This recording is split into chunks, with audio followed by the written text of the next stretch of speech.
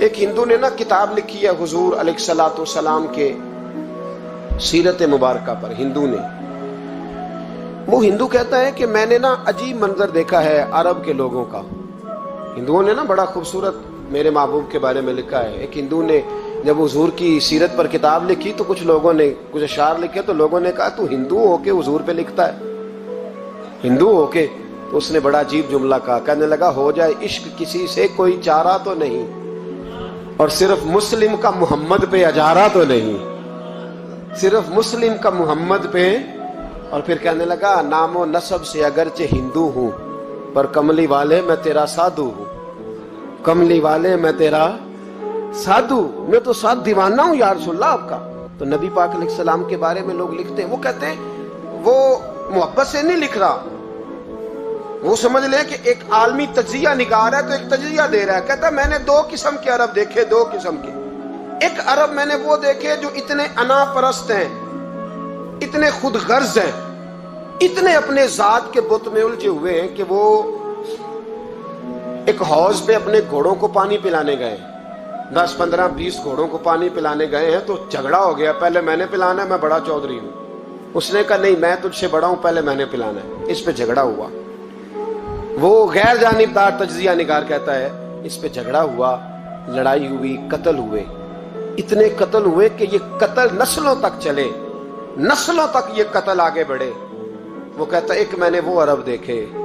اور پھر کچھ عرصے کے بعد مکے اور مدینے میں اللہ نے اپنے نبی کو بھیجا، مصطفیٰ کریم علیہ السلام آئے. کہتا پھر انہی عربوں کا میں نے ایک اور رنگ بھی دیکھا، انہی عربوں کا میں نے ایک اور رنگ. وہ جو گھوڑے کو پانی پلانے پر لڑ رہے تھے، آج میں نے دیکھا کہ ایک جنگ کے موقع پر 3 صحابہ یا 7 صحابہ زخمی پڑے، زخموں سے چور ہیں. ایک آدمی پانی کا پیالہ لے کے آیا، ایک کو کہا پانی پی لو، زخمی ہو، شدید زخمی ہو، نزع کا عالم ہے، تھوڑی دیر میں ہو سکتا ہے شہادت نصیب ہو، پی لو. کل جو گھوڑے کو کہتا تھا پہلے میں نے پلانا ہے، میں نے پلانا ہے، آج وہی قوم میں نے عجیب رنگ دیکھا، کہا پانی پی لو. تو کہنے لگا یار میں تھوڑا زخمی ہوں، یہ جو میرے ساتھ لیٹا ہے یہ زیادہ زخمی ہے، پہلے اس کو پلا دے، میرے بھائی کا بھلا ہو جائے. کہتا پانی لے کے اس کے پاس پہنچے، اس کو کہا تو پی لے. تو وہ کہنے لگا نہیں میں زخمی ضرور ہوں پر جوان ہوں، یہ میرے ساتھ جو صحابی لیٹے ہیں یہ زخمی بھی ہیں بوڑھے بھی ہیں، ان کو پہلے پلا. میں بات کہتے ہیں میں تیسرے کے پاس گیا تو اس نے کہا نہیں یار چوتھے کو پلا، وہ زخمی بھی ہے بیمار بھی ہے، اسے زیادہ ضرورت ہے. کہتے چوتھے کے پاس گیا تو وہ تڑپ اٹھا، کہنے لگا 5ویں کو پلا، اس لیے کہ اسے زخم مجھ سے پہلے لگا ہے، اس کا جہاد بھی مجھ سے سخت ہے.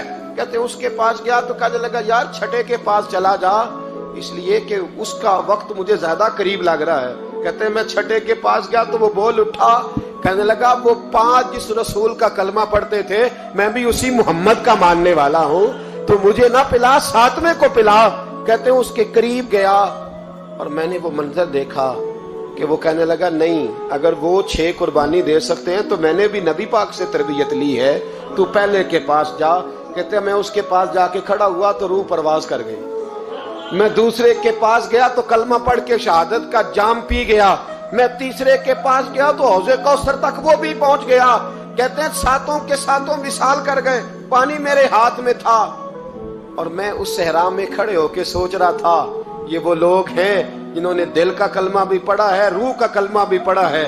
یہ ان کا صرف وجود نہیں جھکتا رب رسول کی بارگاہ میں، جب یہ جھکتے ہیں تو ان کے دل بھی جھکے ہوئے ہوتے ہیں، ان کی روحیں بھی جھکی ہوئی ہوتی ہیں. حالات بدل گئے میرے بھائی. ایک زمانہ وہ تھا جب حضرت عمر فاروق کی لونڈی نے کلمہ پڑھا، ہاں حضرت عمر لونڈی نے کلمہ پڑھا تو حضرت عمر نے اسے الٹا لٹکا لیا، درے مارتے. بی بی کہتی عمر مجھے اتنا مارتے کہ مارتے مارتے تھک جاتے، پھر پانی منگاتے، پانی پی کے پھر مارتے. یہ وہی عمر ہے جو کہتے جو کلمہ پڑھے گا گردن کاٹ دوں گا. یہ وہی عمر ہے جو کوئی غریب مسکین قریب نہیں پھٹک سکتا تھا، لونڈی کو دروں سے مارتے.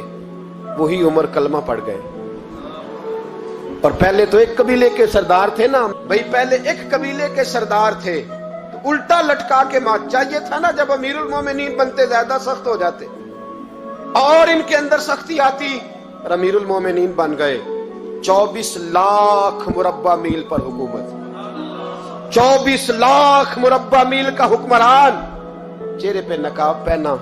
कंजुल उम्माल में रवायत मौजूद, वही उमर जो कल गरीब औरत को दुर्रों से मारते हैं, वही उमर। इनकलाब आ गया, सोच बदल गई, निगाह और दिल मुसलमान हो गए। उमर गुजर रहे हैं, एक घर से बच्चों के रोने की आवाज आई, चेहरे पे नकाब पहने उमर रुक गए। अफला गुलाम साथ था, कहने लगे पता कर कोई मसला है। दरवाजे पे दस्तक दी, बीबी तेरे बच्चे क्यों रोते? कहने दौड़ जाओ, कौन होते हो, तुम्हें क्यों बताऊं?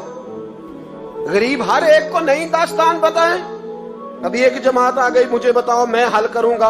फिर दूसरा आ गया जख्म टटोलने, मुझे बताओ मैं किस किस के सामने जख्म खोले, किस किस को बताएं। बीबी कहने लगी जा दौड़ जा। दर्जनों आते हैं, रोज पूछते हैं, पूछ के तू भी जा, आधी रात को तू कौन है?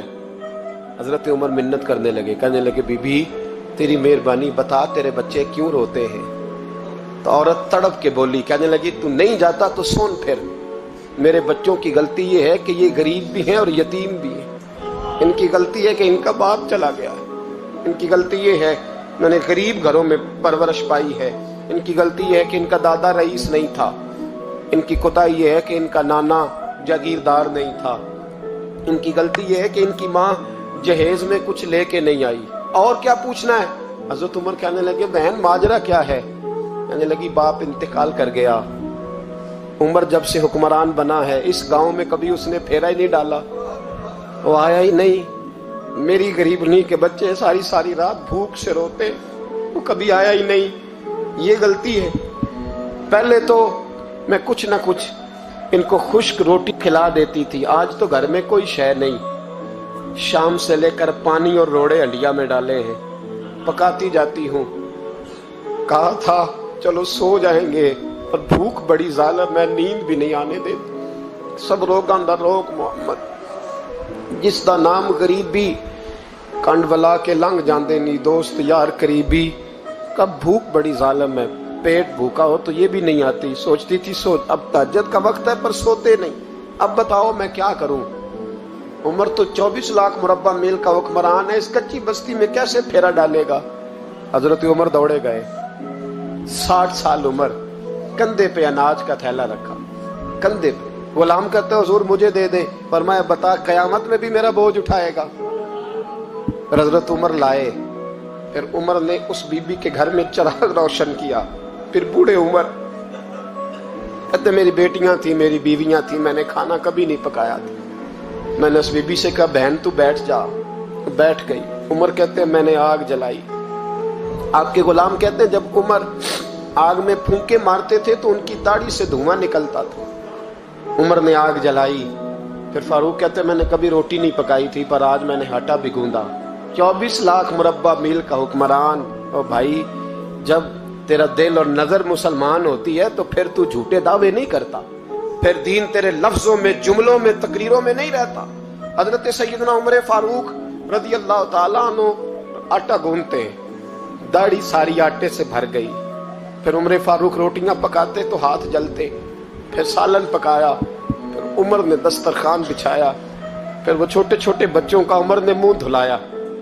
फिर फारूक आजम रोटी के लुक़्मे उनके मुंह में डालते और रोते, कहते बेटो उमर को पता नहीं चला कि तुम भूखे थे।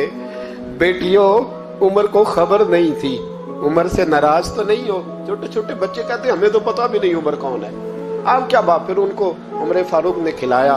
फिर फारूक आजम शहर में बैठ गए, उनको हंसाते रहे। गुलाम कहते हुजूर अब क्या करते हो? फरमाया जो मेरी वजह से रोए थे उन्हें खुश ना करूं। फिर उस बीबी की तरफ मुतवज्जे हुए, कहने लगे अगर उमर नहीं आया तो आप भी खबर कर देती। तो बीबी कहने लगी ड्यूटी उमर की है खबर लेने की, मेरी नहीं है कि मैं जाके बताऊं, मैं क्यों बताऊं? तो हजरत उमर कहने लगे चल उमर को माफ कर दे।